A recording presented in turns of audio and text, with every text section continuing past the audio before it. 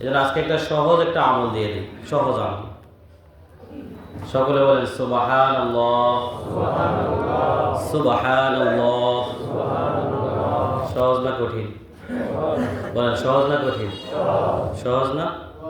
আমরা বুঝের পর থেকেই তো এই শব্দ শুনি। কোনো একটি ভালো আলোচনা হইলে কি বলে? সুবহানাল্লাহ। জান্নাতের আলোচনা কি? সুবহানাল্লাহ। দৈনন্দিন 100 বার করবেন। কয়বার ভাই? 100 বার করবেন। আল্লাহ পাক 1000 নেকি দান করবেন। কয় হাজার নেকি? 100 বার করতে কয় মিনিট লাগবে? বেশি লাগবে। আপনি খেতের কাজ করেন, এখানে কাশি কি করেন? কাশি চালান, সেখানে কি বলেন? সুবহানাল্লাহ। আমাদের উজানি হযরত কারি ইব্রাহিম সাহেব হুজুর রহমাতুল্লাহ আলাইহির ঘটনা আমরা শুনেছি, বইয়ের মধ্যেও আছে যে রসুন নাকি রসুনে ওনার সাথে জিকির করত। রসুন সোয়াল একটু বলেন না, মানে রসুন আছে না, রসুন রসুন লাগাইতেছেন, এই রসুনও কি করতেছে? উনি যখন পুকুরে পাড়ে যখন জিকির করতেন তখন মাছ কি করত? এগুলা ওই বন্ডামি না।